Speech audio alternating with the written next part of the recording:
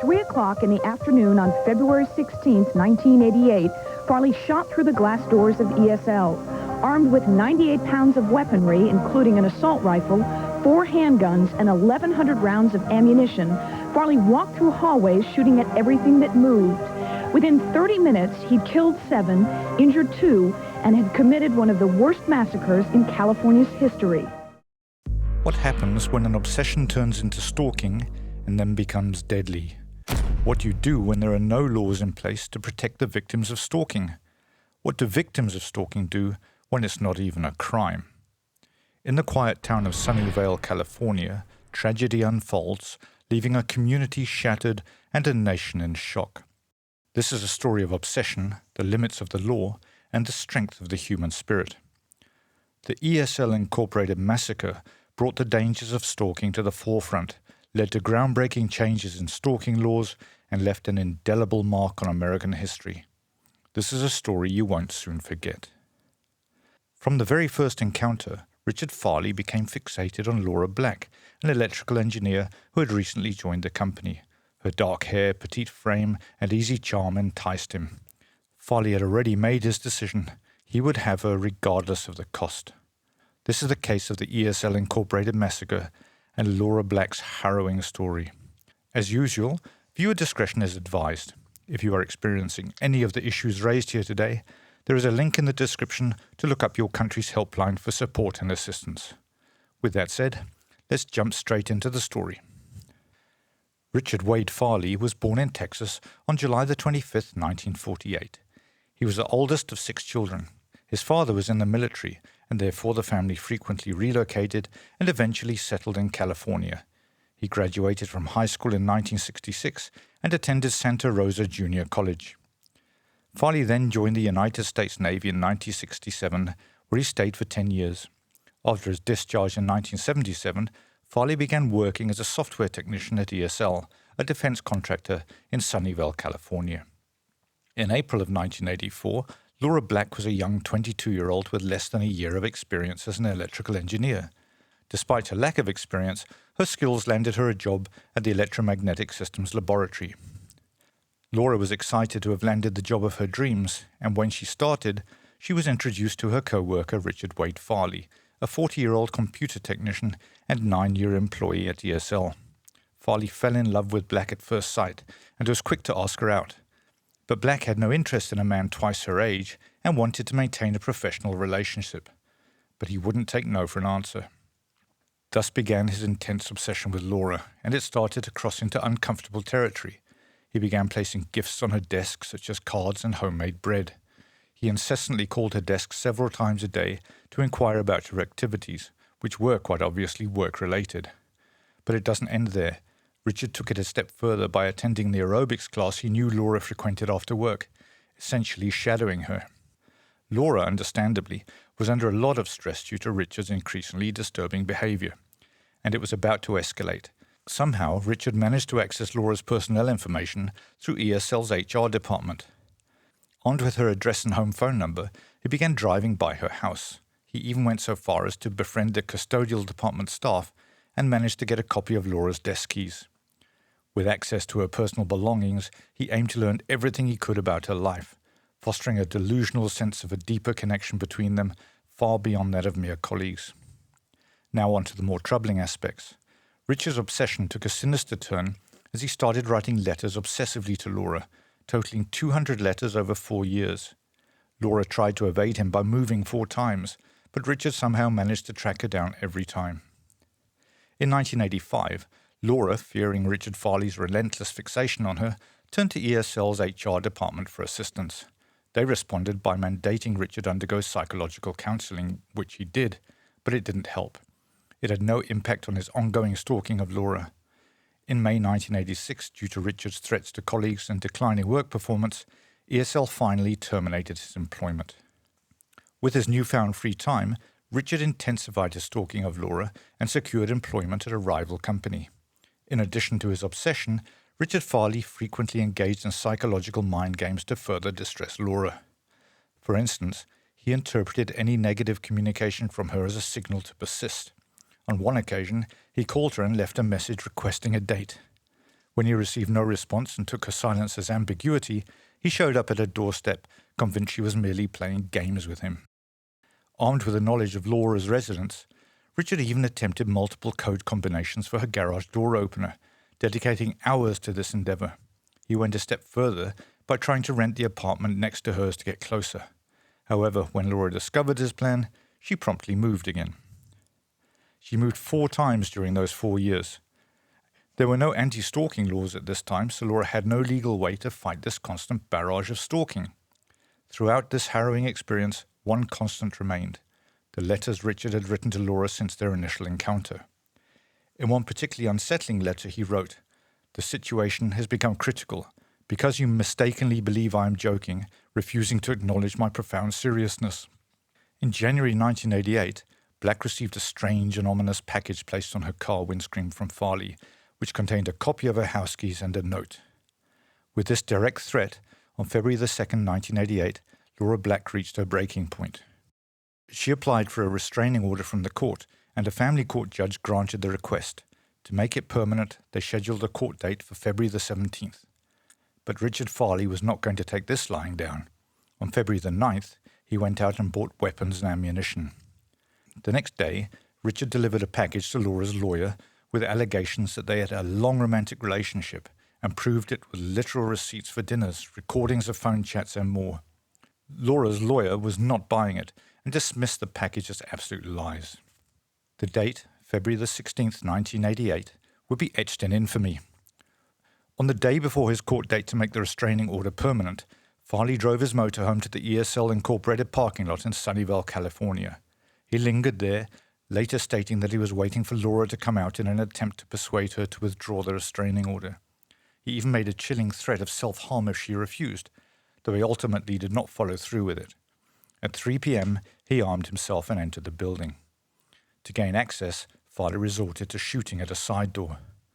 As he moved through the building, he indiscriminately fired at anyone who crossed his path, while making his way to Laura Black's second-floor office.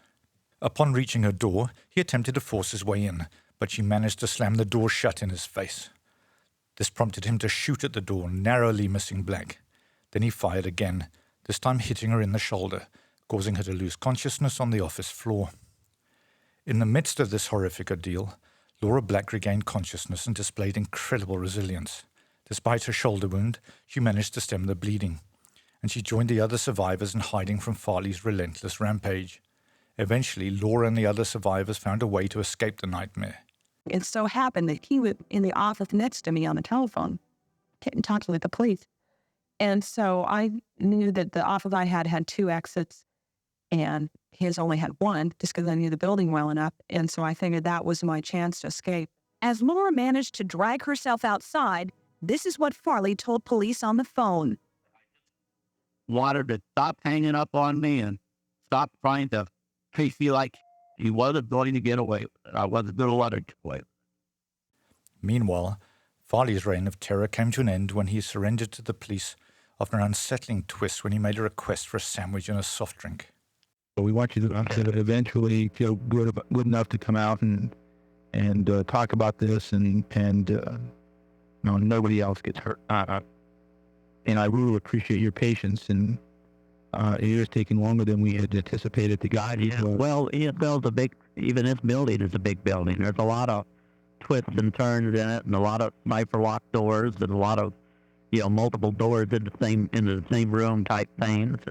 Yeah, that was the problem. That's one of the things that's causing us to take so long is those damn cipher locks, and people won't open them from the inside. Yeah. We're no roots, and we're trying to do it without scaring you, breaking doors down, or anything like that. So we want, let you know what's happening at all times, so you feel, comfortable. Well, did you go up on the second floor yet and check that out? The 2 hallways I gave you? No, I told you we would not do that unless we told you we were going to be. Oh, okay. Because I'd hope you guys if anybody's laying there wounded or something like that, and I don't know. The toll of this tragedy was devastating, with 7 lives lost and 4 others wounded, including Laura Black. Is she okay? I don't know that yet. There's a lot of people have been taken to the hospital, as you know. Yeah, well, I hope she lives. I hope she's okay, and I hope she never does this to anybody else again. The sheer magnitude of the violence was evident in the staggering numbers of rounds fired, 98 in total. The next day, despite the shooting, the scheduled restraining order court case still went ahead, and Court Commissioner Louis Kittle made the order permanent, commenting, "Pieces of paper do not stop bullets." Black survived but was hospitalized for 19 days. On release, she continued to work for the same company. In 1991, the trial of Richard Harley exposed the disturbing extent of his obsession. While he admitted his guilt, he argued that he couldn't control his obsessions. Laura, who still carried the emotional scars of her harrowing experience, bravely testified against him. The defense sought leniency, portraying Farley as a troubled individual, while the prosecution portrayed him as a remorseless murderer. His attorney claimed that Farley was never a violent man, and only had his judgment temporarily clouded by his obsession with Laura Black, and that he would likely never kill again. Before the shooting, Farley did not have a criminal record. The prosecution documented every step of the stalking, produced all the letters he sent, and documented his weapons and ammunition purchases a week before his rampage at ESL, as well as his other weapons. All this amounted to extensive planning, which the prosecution said was evidence of premeditation. On October the 21st, 1991, Farley was found guilty of all 7 counts of first-degree murder. On January the 17th, 1992, Superior Court Judge Joseph Biafori Jr. sentenced Farley to death. Because of California law, there were several automatic appeals. On January the 22nd, 1992, Farley was admitted to San Quentin State Prison. On July the 2nd, 2009, the California Supreme Court upheld Farley's death sentence. As of 2023, Farley is still on death row at San Quentin State Prison as CDCR number H23501. This massacre helped prompt the 1990 passage of California's first anti-stalking laws in the US. Farley wrote to Laura again from his prison cell, claiming that she had finally won. California was the first US state to criminalize stalking in 1990 as a result of numerous high-profile stalking cases in the state, including the 1982 attempted murder of Teresa Saldana, the 1989 murder of actress Rebecca Schaefer, and 5 Orange County stalking murders also in 1989. These cases, along with this case, played a pivotal role in prompting California to pass its first anti-stalking laws in the United States in 1990, reflecting the importance of addressing stalking behaviors and preventing such tragic events in the future. And just a note, if you'd like us to do a video on these 2 cases, let us know in the comments. The ESL Incorporated massacre's aftermath had a deep impact on everyone involved, as well as the wider community. Along with the first anti-stalking laws, this case led to several important changes and lessons. The survivors' and victims' families received more comprehensive support services, emphasizing the importance of helping those affected by such traumatic events. Companies and organizations implemented heightened security measures to prevent similar incidents, including better access controls and active shooter response protocols. The case highlighted the need for assessing mental health issues and having accessible mental health services. Public awareness campaigns aimed at educating the public about stalking, harassment, and violence prevention gained momentum. The incident reignited discussions about firearm regulations and the Second Amendment, with advocates for stricter gun control citing Farley's easy access to firearms as a concern. The local community rallied to support survivors and victims' families, organizing fundraisers and memorial events to commemorate those lost. Many other states have strengthened their stalking laws to encompass cyberstalking and online harassment, reflecting technological advancements. Penalties for offenders have become stricter, often resulting in longer prison sentences and larger fines. Courts are increasingly issuing protection orders to safeguard stalking victims, and laws have been enacted in some states to address the unauthorized sharing of intimate images. Federal legislation like the Violence Against Women Act include provisions related to stalking, while law enforcement agencies receive training to better address stalking cases. We honor the victims of the ESL shooting. Lawrence Kane, 46, Wayne Williams Jr., 23, Donald Doney, 36, Joseph Lawrence Silver, 43, Glenda Moritz, 27, Ronald Stephen Reed, 26, and Helen Lamparter, 49. Today, Laura Black has faded off the radar, which is not surprising given everything she has gone through. I'm sure she would like to remain out of the public eye, and we should respect her privacy. Thank you for joining us on this journey through the haunting tale of the ESL Incorporated massacre and its aftermath.